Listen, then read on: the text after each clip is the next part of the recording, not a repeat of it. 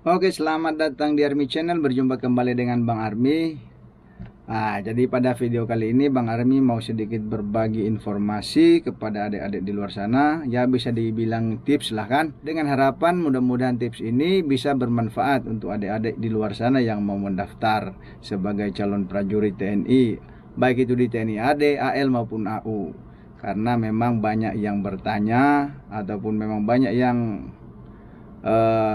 sering memberikan komentar di video Bang Army, termasuk bertanya bagaimana Bang caranya saya biar bisa lulus. Ya, intinya satu tujuannya gimana caranya lulus, itu sajalah bahasa singkatnya. Dan setelah beberapa pengalaman Bang Army ketemu dengan adik-adik yang casis di daerah sini, Bang Army amati, akhirnya bisa saya tarik kesimpulan, ini kesimpulan pribadi saya, bahwa pada dasarnya adik-adik itu belum mengerti dan belum tahu bagaimana caranya atau bagaimana mekanisme pelulusannya dalam setiap tahapan seleksi untuk menjadi seorang prajurit. Karena kebanyakan mereka berpikir bahwa mau jadi tentara itu tinggal datang, daftar, kemudian setiap tahapan seleksinya lulus, misalnya administrasi lulus, lanjut ke Garjas lulus, lanjut ke kesehatan lulus, lanjut ke psikotes lulus, lanjut ke MI, MI lulus ke sidang parade, apa gitu daerah untuk menuju ke pusat, kemudian dan seterusnya. Dan dengan anggapan bahwa ketika dia lulus setiap tahapan seleksi itu sudah menjamin bahwa dia akan masuk ke pendidikan. Nah, itu terkadang hal yang harus dipahami, bahwa pola pikir seperti itu tidak salah, tetapi kurang tepat. Karena di dalam tahapan seleksi itu atau dalam sistem seleksi untuk penerimaan prajurit itu, kalian lulus dalam setiap tahapan seleksi belum menjadi jaminan atau tidak menjadi jaminan untuk kalian lolos sampai ke pendidikan. Nah, karena itu dulu ada istilah yang sering Bang Army pakai itu di video-video sebelumnya, bahwa kalian lulus belum tentu kalian lolos. Nah, kok kenapa seperti itu? Ya memang seperti itu. Makanya nanti di video ini akan saya jelaskan. Karena itu silakan ditonton, jangan di skip, biar kalian paham dan mengerti apa yang nanti akan saya jelaskan. Karena hal ini sangat berhubungan dengan bagaimana kalian mempersiapkan diri kalian. Nah, oke, sesuai dengan yang saya sampaikan di awal tadi. Jadi kenapa saya bilang kalian lulus belum tentu kalian lolos? Itu maksudnya kalian lulus dalam setiap tahapan seleksi itu tidak menjadi jaminan bahwa kalian akan lolos masuk ke pendidikan. Mengapa demikian? Perlu kalian ingat bahwa dalam setiap perekrutan, baik itu misalnya Catam, Caba maupun Akmil, itu ada namanya alokasi. Nah, alokasi itu apa? Alokasi itu adalah jumlah yang akan direkrut per wilayah tersebut. Nah, jika memang misalnya seperti saat ini menggunakan sistem zonasi per kodim, berarti itu alokasi per kodim. Nah, berarti itu jumlah yang akan direkrut di kodim tersebut. Sedangkan sebagaimana kita ketahui bahwa pendaftar itu lebih banyak daripada alokasi yang tersedia. Misalnya alokasi yang diambil untuk Catam gelombang 2 2021 ini misalnya untuk kodim A misalnya 30 atau 40. Yang daftar itu bisa 200, bisa 300. Nah, kalian bisa tahu sendiri berarti berapa banding berapa itu untuk kalian bisa lulus memperebutkan kuota 30 atau 40 ini. Nah, ini kalau kalian cermati dengan benar berhubungan dengan apa yang Bang Army sampaikan tadi, bahwa kalian lulus belum tentu kalian lolos. Artinya begini, dari 300 yang seleksi ini, mulai dari seleksi tingkat daerah sampai dengan tingkat pusat, itu bisa jadi yang lulus atau yang memenuhi syarat itu bisa jadi mungkin ada sekitar 100 atau 150 orang. Itu tidak menutup kemungkinan. Jadi walaupun misalnya yang sudah lulus itu 100 orang ataupun 150 orang, tetapi apakah mereka ini akan masuk ke pendidikan semua? Ya tidak seperti itu, tidak. Karena kembali ke tadi yang saya bilang, masalah alokasi. Walaupun yang memenuhi syarat itu 150 orang, tetapi alokasi yang tersedia itu hanya 30 atau 40 orang, otomatis yang akan diambil adalah 40 orang terbaik dari 150 yang lulus itu. Ini contoh, misalnya untuk tahapan seleksi penerimaan itu kan dia ada namanya sidang parade. Nah, ini untuk parade daerah kita abaikan. Ini kita langsung ke pusat saja. Misalnya sidang parade pusat. Nah, di sidang parade pusat itu kan sudah di ranking semua itu dari chassis nilai tertinggi sampai dengan chassis nilai terendah, atau peringkat terendah. Jadi kita kembali ke yang tadi, contoh 150 orang tadi. Jadi sudah di ranking dari peringkat 1 sampai 150 yang memenuhi syarat. Nah, karena alokasinya hanya 40, 30 atau 40, ini kita bulatkan saja 40 lah biar gampang kalian untuk paham. Nah, ketika sudah di ranking dan dihubungkan dengan alokasi yang 40 orang ini, maka akan diurut dari peringkat 1 sampai ke peringkat 40. Nah, kalau kita bahasa kasarnya itu tinggal langsung potong seret. Nah, jadi 41 ke bawah, nah itulah yang tidak lulus. Sedangkan yang lulus itu peringkat 40, peringkat 1 sampai dengan 40. Nah, 41 ke bawah ini sampai dengan 150 ini itu dinyatakan tidak lulus. Apakah mereka tidak memenuhi persyaratan? Bukan mereka tidak memenuhi persyaratan. Secara standar untuk perekrutan, kalau kalian sudah mulai dari seleksi daerah sampai dengan seleksi pusat, sudah sampai dengan pantohir dan sudah dinyatakan memenuhi syarat semuanya, itu memang sudah dinyatakan memenuhi syarat. Tetapi kenapa kalian tidak masuk atau tidak lulus sampai dengan pendidikan? Ya karena alokasi yang ada itu hanya 40 orang seperti contoh yang saya sampaikan tadi. Jadi yang 41 sampai 150 ini itu bukan karena dia tidak memenuhi syarat, tetapi karena dia tidak mampu masuk pada peringkat sesuai dengan alokasi yang dibutuhkan. Nah, misalnya kalau misalnya diambil 150, ataupun kita umpamakan alokasinya ternyata 150, ya 150 ini masuk semua. Ataupun ternyata alokasinya cuma 100, berarti peringkat 1 sampai dengan 100 yang diambil. Ya 101 sampai 150 itu yang dibuang atau tidak diambil. Walaupun dia memenuhi syarat, tetapi secara peringkat dia masih di luar kuota. Nah, hal ini sangat penting untuk adik-adik di luar sana ketahui, agar apa? Agar nanti kalian ketika mau ikut seleksi itu tidak hanya saya datang, saya lengkapi administrasi, saya daftar.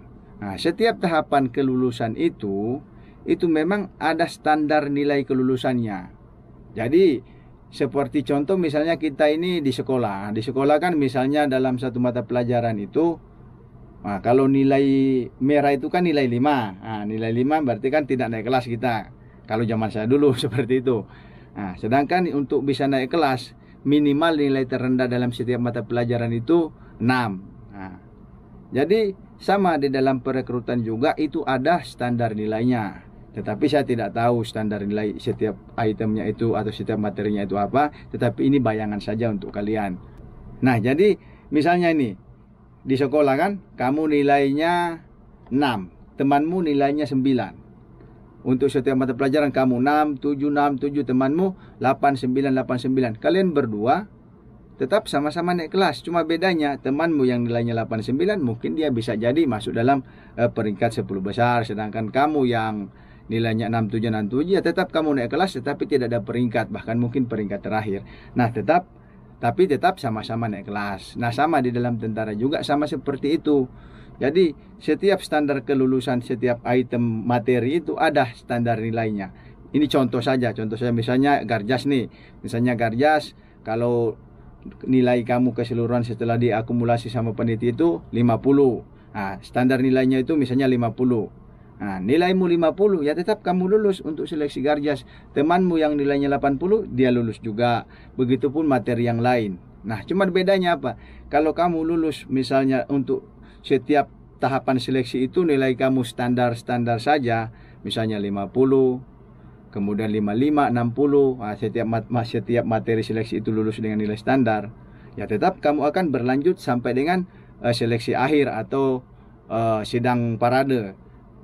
Dengan temanmu yang nilainya misalnya 80, 90, 70, 80, 90. Kalian sama-sama akan sampai ke tahapan seleksi akhir, yaitu seleksi sidang parade. Nah, kita anggap aja sampai di pusat sana. Nah, cuma bedanya ketika nanti pada saat sidang parade itu di ranking, temanmu ini pasti dia mainnya rankingnya di atas. Mungkin bisa dia masuk dalam 20 besar. Sedangkan kamu karena nilainya standar-standar saja, mungkin kamu bisa masuk ke peringkat 100 ke bawah atau 50 ke bawah. Nah, Ini sangat berpengaruh pada peluang lulus atau tidaknya. Temanmu yang nilainya tinggi, yang setiap itemnya nilainya tinggi, peluang lulusnya lebih besar. Sedangkan kamu yang nilainya standar-standar saja, peluangnya lebih kecil.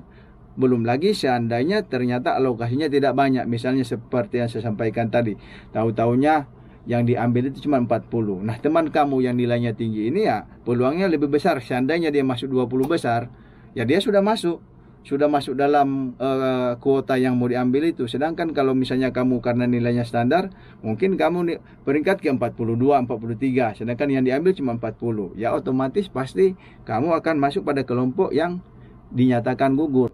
Walaupun memenuhi syarat, tetapi tetap dinyatakan gugur. Nah, karena di luar alokasi yang sudah tersedia. Makanya kalau untuk yang kalian daftar itu, pasti kalau yang sudah pernah daftar ya, ada di situ keterangan alokasi. Ada juga yang tidak lulus memang karena ada 1-2 materi seleksi yang memang dia tidak memenuhi persyaratan. Tetapi kebanyakan kalau yang sudah sampai ke pusat sana, kebanyakan dia kena di keterangannya itu alokasi. Nah, yang dimaksudkan dengan alokasi itu ya seperti yang saya jelaskan tadi. Kalian sudah memenuhi persyaratan, tetapi ternyata di luar kuota yang disediakan karena peringkatmu di bawah standar lah, atau peringkatmu di bawah kuota yang mau diambil. Misalnya seperti tadi kuotanya itu 40 orang, tapi peringkatmu 45, nah itulah kamu bisa jadi tidak masuk karena di luar kuota walaupun kamu memenuhi syarat. Nah, mudah-mudahan dengan kalian mengetahui hal ini bisa menjadi satu pengetahuan kalian untuk bagaimana kalian mempersiapkan diri. Jadi persiapkan diri kalian baik-baik sehingga setiap materi seleksi yang nanti akan kalian hadapi itu kalian bisa lulus dengan nilai yang ya maksimal lah, ya kan. Misalnya kalau nilai maksimal kan 100, ya jelek-jeleknya kamu setiap materi itu lulus nilai 70 atau 80. Jangan kamu lulus dengan nilai standar-standar saja. Karena kalau kamu lulus dengan nilai standar saja, peluang lolos kamu itu sangat kecil. Apalagi diperhadapkan dengan kuota yang mungkin tidak banyak. Kalau kamu lulus dengan nilai yang maksimal, misalnya kalau Garjas kamu sudah persiapkan baik-baik, misalnya pada saat tes kamu lulus dengan nilai 80. Kesehatan pun begitu, kamu sudah persiapkan kesehatan baik-baik, kamu sudah check up, ada kekurangan kamu segera obati, mungkin kamu lulus kesehatan dengan nilai yang tinggi. Berbeda dengan kawan yang lain mungkin lulus kesehatan dengan nilai standar. Itu pengaruhnya di situ. Semakin tinggi nilaimu, maka peluang lolosmu semakin besar.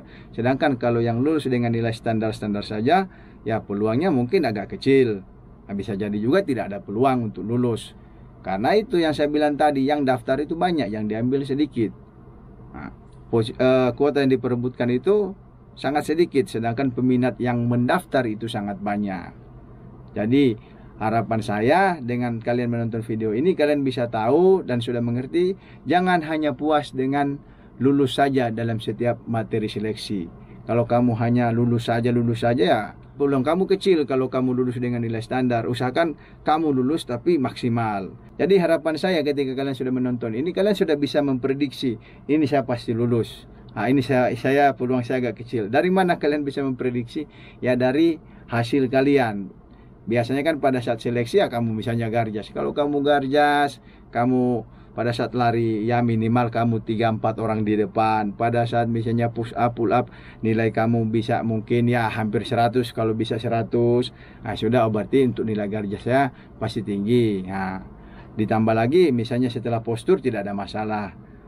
Begitu juga misalnya psikotes kamu sudah siapkan, pada saat ada pelaksanaan tesnya itu kamu sudah tahu, sudah bisa jawab, itu bisa diprediksi. Ini saya bisa jawab, pasti mungkin saya lulus dengan nilai tinggi. Berbeda dengan ketika kamu psikotes atau apa, ragu-ragu menjawab tapi ternyata lulus, ya mungkin kamu lulus tapi ya nilaimu mungkin di bawah standar. Ya tinggal tunggu aja nanti pada saat pantohir nanti di ranking kamu lulus atau tidak. Ya, jadi intinya kembali ke kesiapan diri kita masing-masing. Itulah tujuan kenapa saya buat video ini. Semoga kalian dapat mempersiapkan diri kalian sehingga kalian tidak hanya lulus dengan nilai standar, tetapi lulus dengan nilai yang maksimal. Dengan harapan pada saat nanti setelah kalian selesai melaksanakan setiap tahapan seleksi dan sampai pada tahapan akhir, ya nama kamu masuk di, ya kalau seperti bola itu dia di kelas di papan atas. Kalau kamu sudah masuk 10 besar ataupun 20 besar, ya peluangnya untuk lulus ya sangat besar, karena bisa jadi misalnya kuotanya diambil 40, kalau 20 besar berarti kamu sudah di dalam. Nah, mudah-mudahan video ini membantu dan selamat mencoba. Jika ada yang masih kalian ingin tanyakan, silakan kalian tulis komentar di video di bawah ini. Oke, semoga berhasil. Salam Army Channel.